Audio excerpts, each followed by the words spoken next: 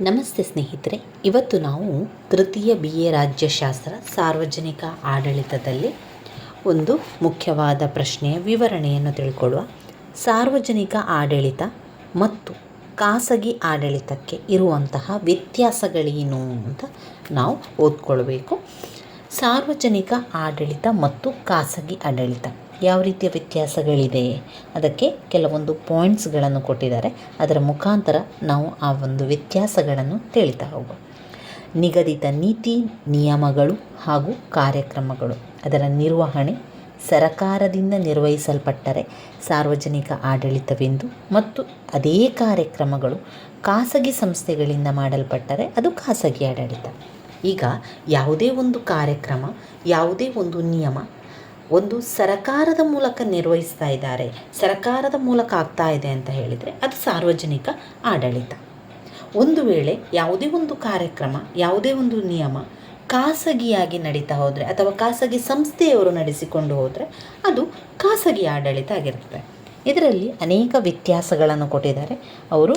ಅದರಲ್ಲಿ ಸಾರ್ವಜನಿಕ ಆಡಳಿತ ಮತ್ತು ಖಾಸಗಿ ಆಡಳಿತಗಳೆರಡರ ನಡುವೆ ಹಲವು ಬಗೆಯ ವ್ಯತ್ಯಾಸಗಳಿದೆ ಅಂತ ಅವರಲ್ಲಿ ವಿವರಿಸ್ತಾ ಇದ್ದಾರೆ. ಮೊದಲನೇದಾಗಿ ಕಾನೂನಿನ ಆಧಾರ.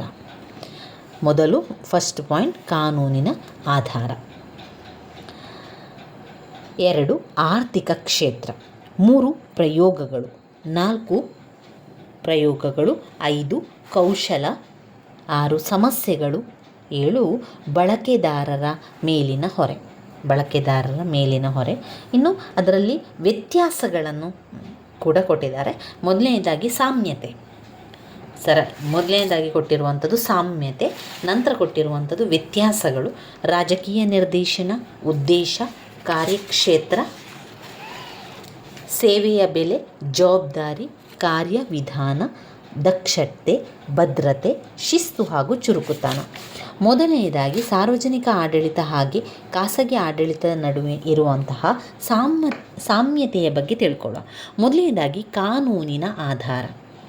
ಸಾರ್ವಜನಿಕ ಆಡಳಿತ ಹಾಗೆ ಖಾಸಗಿ ಆಡಳಿತಗಳೆರಡೂ ಕೂಡ ಕಾನೂನಿನ ಆಧಾರದ ಮೇಲೆಯೇ ಕಾರ್ಯನಿರ್ವಹಿಸುತ್ತದೆ.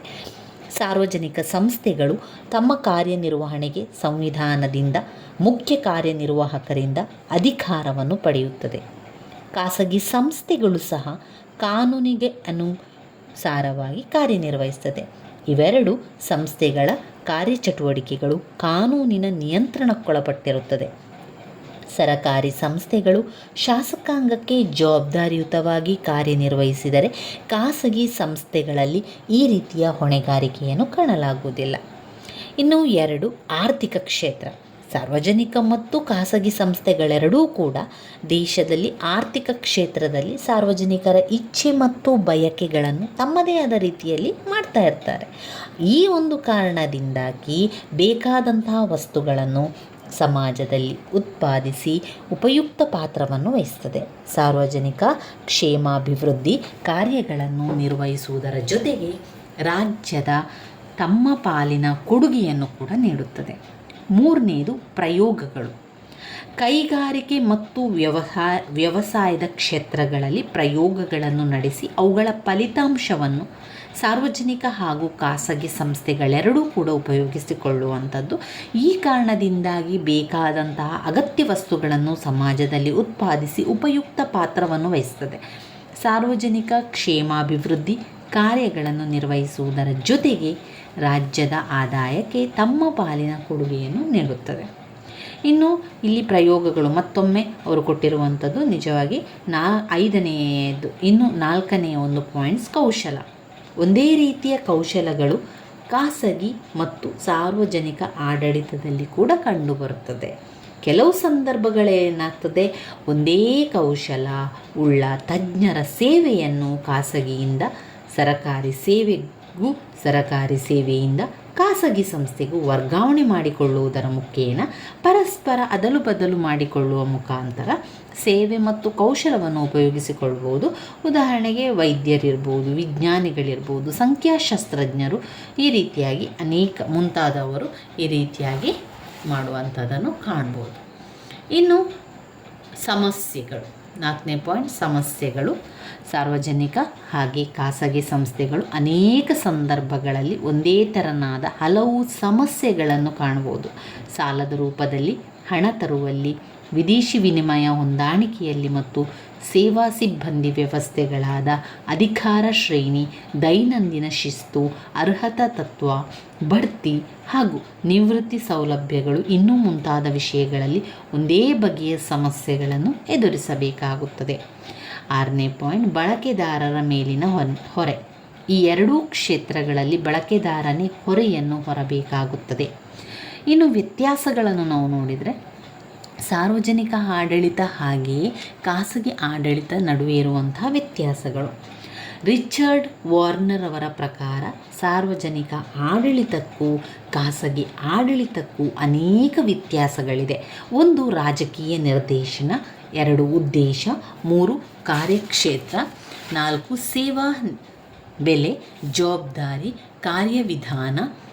ಕಾರ್ಯವಿಧಾನ, ದಕ್ಷತೆ, ಭದ್ರತೆ, ಶಿಸ್ತು ಹಾಗೂ ಚುರುಕುತನ. ಇದು ವ್ಯತ್ಯಾಸಗಳಲ್ಲಿ ಬರುವಂಥದ್ದು. ಈಗ ನಾವು ನೋಡಿರುವಂಥದ್ದು ಸಾಮ್ಯತೆ.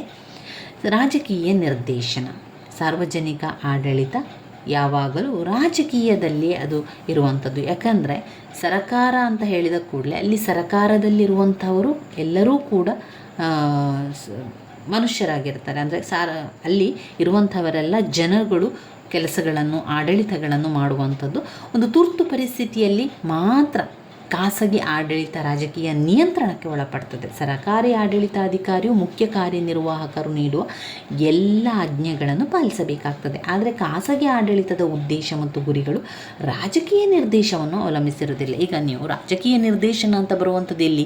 ಸರಕಾರಿ ಕೆಲಸದಲ್ಲಿ ಅಥವಾ ಸರಕಾರದ ವಿಷಯದ ಬಗ್ಗೆ ಸರಕಾರದ ಯಾವುದೇ ಒಂದು ವಿಚಾರ ಅಂತ ಬಂದಾಗ ಅಲ್ಲಿ ಒಂದು ರಾಜಕೀಯ ನಿರ್ದೇಶನ ಅಂತ ಬರ್ತದೆ. ಆದರೆ ಖಾಸಗಿ ಸಂಸ್ಥೆಗಳಲ್ಲಿ, ಖಾಸಗಿ ಆಡಳಿತದಲ್ಲಿ ಮುಖ್ಯವಾಗಿ ಇದರಲ್ಲಿ ಆ ರೀತಿಯ ಒಂದು ಉದ್ದೇಶ ಆಗಿರ್ಬೋದು ಅಥವಾ ಗುರಿ ಇರ್ಬೋದು ಇಲ್ಲ, ಆದರೆ ರಾಜಕೀಯ ನಿರ್ದೇಶನವನ್ನು ಅವಲಂಬಿಸಿರುವುದಿಲ್ಲ ಅಂತ ಹೇಳ್ತಾರೆ ಖಾಸಗಿ ಸಂಸ್ಥೆಗಳಲ್ಲಿ. 2ನೇದು ಉದ್ದೇಶ. ಖಾಸಗಿ ಆಡಳಿತದ ಉದ್ದೇಶ ಏನು? ಖಾಸಗಿ ಆಡಳಿತದ ಮುಖ್ಯ ಉದ್ದೇಶ ಲಾಭ ಗಳಿಸುವಿಕೆ ಆದರೆ ಸಾರ್ವಜನಿಕ ಆಡಳಿತ ಉದ್ದೇಶ ಸಾರ್ವಜನಿಕರಿಗೆ ಸೇವೆಯನ್ನು ಒದಗಿಸಬೇಕು ಎನ್ನುವಂಥದ್ದು. ಖಾಸಗಿ ಅಧಿಕಾರಿ ಮಾಡುವ ನಿರ್ದಿಷ್ಟ ಕಾರ್ಯದಲ್ಲಿ ಲಾಭ ದೊರಕುವುದಿಲ್ಲ ಎಂದು ಮನಗಂಡ್ರೆ ಆ ಕಾರ್ಯವನ್ನು ಕೈಬಿಡ್ತಾರೆ. ಆದರೆ ಸಾರ್ವಜನಿಕ ಆಡಳಿತ ಮಾಡುವ ಹಲವು ಕಾರ್ಯಗಳಿಂದ ಲಾಭ ದೊರಕದಿದ್ದರೂ ಅವುಗಳನ್ನು ನಿರ್ವಹಿಸುತ್ತದೆ. ಉದಾಹರಣೆಗೆ ಶಾಲೆಗಳು, ಆಸ್ಪತ್ರೆಗಳು. ಇನ್ನು 3ನೇದಾಗಿ ಕಾರ್ಯಕ್ಷೇತ್ರ.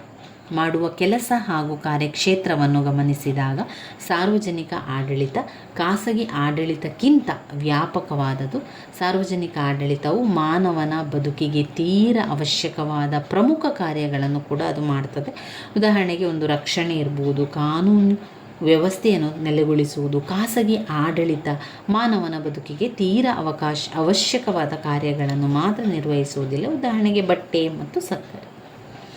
ಸಾರ್ವಜನಿಕ ಆಡಳಿತವು ಹಲವಾರು ಸೇವೆಗಳಲ್ಲಿ ಏಕಸ್ವಾಮ್ಯತೆಯನ್ನು ಹೊಂದಿದೆ. ಉದಾಹರಣೆ ರೈಲು ಸೇವೆ, ಅಂಚೆ, ತಂತಿ ಸೇವೆಗಳಲ್ಲೆಲ್ಲ ಕಾಣ್ಬೋದು.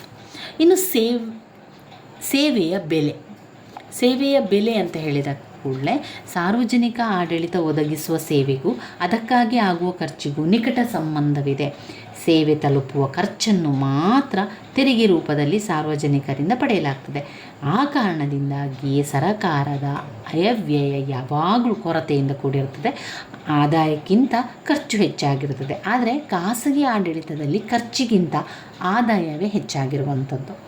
ಇನ್ನು ಜವಾಬ್ದಾರಿಯನ್ನು ನೋಡಿದರೆ ಸರಕಾರಿ ನೌಕರರು ಕಾರ್ಯನಿರ್ವಹಿಸುವಲ್ಲಿ ಹಿರಿಯ ಅಧಿಕಾರಿಗಳಿಗೆ ಜವಾಬ್ದಾರಿಯುತವಾಗಿರುತ್ತಾರೆ. ಅಂದರೆ ಸರಕಾರಿ ನೌಕರರು ಶಾಸಕಾಂಗಕ್ಕೆ ಹಾಗೂ ಅದರ ಸಮಿತಿಗಳಿಗೆ ಸಂಬಂಧಪಟ್ಟ ಮಂತ್ರಿಯ ಮೂಲಕ ಜವಾಬ್ದಾರರಾಗಿರುತ್ತಾರೆ. ಅಂತಿಮವಾಗಿ ಸಾರ್ವಜನಿಕ ಸೇವಾ ಹೊಣೆ ಅವರದಾಗಿರುತ್ತದೆ. ಆದರೆ ಖಾಸಗಿ ಆಡಳಿತದ ನೌಕರರು ಇಂತಹ ಜವಾಬ್ದಾರಿಯನ್ನು ಹೊಂದಿರುವುದಿಲ್ಲ. ಇನ್ನು 6ನೇ ಒಂದು ವ್ಯತ್ಯಾಸ ಕಾರ್ಯವಿಧಾನ. ಸಾರ್ವಜನಿಕ ಆಡಳಿತವು ಅನುಸರಿಸುವ ಕಾರ್ಯವಿಧಾನ ಸ್ಥಿರ ಹಾಗೂ ಏಕರೂಪವಾಗಿರುತ್ತದೆ ಮತ್ತು ತನ್ನದೇ ಆದ ನೀತಿಯನ್ನು ಕೂಡ ಅಳವಡಿಸಿಕೊಂಡಿರುತ್ತದೆ. ಆದರೆ ಖಾಸಗಿ ಆಡಳಿತದ ಕಾರ್ಯವಿಧಾನ ಸ್ಥಿರವಾಗಿಲ್ಲದೆ ಏಕರೂಪವಾದ ನೀತಿಯನ್ನು ಕೂಡ ಹೊಂದಿರುವುದಿಲ್ಲ. ಉದಾಹರಣೆ ನೋಡಿದರೆ, ಒಬ್ಬ ಅಂಗಡಿ ಮಾಲೀಕ ದಿನನಿತ್ಯ ವಸ್ತುಗಳನ್ನು ಕೊಳ್ಳಲು ಬರುವ ಕಾಯಂ ಗಿರಾಕಿಗಳಿಗೆ ಸಾಲದ ಸೌಲಭ್ಯವನ್ನು ಕೂಡ ನೀಡ್ತಾನೆ. ಆದರೆ ಅಂಚೆ ಕಚೇರಿ ಗುಮಾಸ್ತನು ಅಂಚೆ ಚೀಟಿಗಳನ್ನು ಕಾಯಮಾಗಿ ಖರೀದಿ ಮಾಡುವವನಿಗೆ ಸಾಲದ ಸೌಲಭ್ಯದ ಮೇಲೆ ಅದನ್ನು ಅವರು ಮಾರುವುದಿಲ್ಲ. ಇನ್ನು 7ನೇ ಪಾಯಿಂಟ್ ನಾವು ನೋಡಿದರೆ ದಕ್ಷತೆ, ಭದ್ರತೆ, ಶಿಸ್ತು ಹಾಗೂ ಚುರುಕುತನ. ಇಲ್ಲಿ ಸಾರ್ವಜನಿಕ ಆಡಳಿತ ಖಾಸಗಿ ಆಡಳಿತಕ್ಕಿಂತ ಸೇವಾ ಭದ್ರತೆ, ಉತ್ತಮ ಸೇವಾ ಸ್ಥಿತಿ, ದಕ್ಷತೆ ಹಾಗೂ ಶಿಸ್ತನ್ನು ಕೂಡ ಅಳವಡಿಸಿಕೊಂಡಿರ್ತದೆ. ಖಾಸಗಿ ಆಡಳಿತವು ಅಭದ್ರತೆ ಹಾಗೂ ತಾರತಮ್ಯಗಳಿಂದ ಕೂಡಿದೆ. ಆದರೆ ಖಾಸಗಿ ಆಡಳಿತವು ಕ್ಷಿಪ್ತ ನಿರ್ಧಾರ, ಉತ್ತಮ ಶಿಸ್ತು, ದಕ್ಷತೆ ಗುಣಗಳನ್ನು ಹೊಂದಿದೆ. ಸಾರ್ವಜನಿಕ ಆಡಳಿತವು ಅಶಿಸ್ತು, ವಿಳಂಬ, ಅದಕ್ಷತೆ, ಜಟಿಲವಾದ ಕಾರ್ಯವಿಧಾನದ ಗುಣಗಳನ್ನು ಕೂಡ ಹೊಂದಿದೆ. ಖಾಸಗಿ ಆಡಳಿತ ಸಾರ್ವಜನಿಕ ಆಡಳಿತಕ್ಕಿಂತ ಉತ್ತಮವಾಗಿ ಕಾರ್ಯನಿರ್ವಹಿಸುತ್ತದೆ. ಇಲ್ಲಿ ಯಾಕಂದರೆ ಖಾಸಗಿ ಆಡಳಿತದಲ್ಲಿ ಹೆಚ್ಚಿನ ಲಾಭ ಗಳಿಸಬೇಕೆಂಬ ಪ್ರೇರಣೆಯು ನೌಕರರನ್ನು ಪೂರ್ಣ ಇಚ್ಛೆಯಿಂದ ಕಾರ್ಯನಿರ್ವಹಿಸಲು ಉತ್ತೇಜಿಸುತ್ತದೆ. ಇಂತಹ ಒಂದು ಪ್ರೇರಣೆ ಸಾರ್ವಜನಿಕ ಆಡಳಿತದಲ್ಲಿ ನಾವು ಕಂಡುಬರುವುದಿಲ್ಲ. ಇವಿಷ್ಟು ನಾವು ಅದರಲ್ಲಿ ಕಾಣುವಂತಹ ಸಾಮ್ಯತೆ ಮತ್ತು ವ್ಯತ್ಯಾಸ, ಸಾರ್ವಜನಿಕ ಆಡಳಿತ ಮತ್ತು ಖಾಸಗಿ ಆಡಳಿತದ ನಡುವೆ ಇರುವಂತಹ ಹೋಲಿಕೆ ಮತ್ತು ವ್ಯತ್ಯಾಸಗಳು, ಸಾಮ್ಯತೆ ಮತ್ತು ವ್ಯತ್ಯಾಸಗಳನ್ನು ನಾವಿಲ್ಲಿ ತಿಳ್ಕೊಂಡಿದ್ದೇವೆ ಸ್ನೇಹಿತರೆ. ಇನ್ನು ಮುಂದಿನ ವಿಡಿಯೋದಲ್ಲಿ ಘಟಕ 3ರಲ್ಲಿ ಬರುವಂತಹ ಮುಖ್ಯವಾದಂತಹ ಪ್ರಶ್ನೆಗಳ ವಿವರಣೆಯನ್ನು ತಿಳ್ಕೊಳ್ಳುವ. ನನ್ನ ವಿಡಿಯೋಸ್ ಎಲ್ಲ ನಿಮಗೆ ಇಷ್ಟ ಆಗ್ತಾ ಇದ್ದರೆ ಲೈಕ್ ಕೊಡಿ, ಶೇರ್ ಮಾಡಿ, ಸಬ್ಸ್ಕ್ರೈಬ್ ಮಾಡಲಿಕ್ಕೆ ಮರಿಬೇಡಿ ಸ್ನೇಹಿತರೆ. ಧನ್ಯವಾದಗಳು.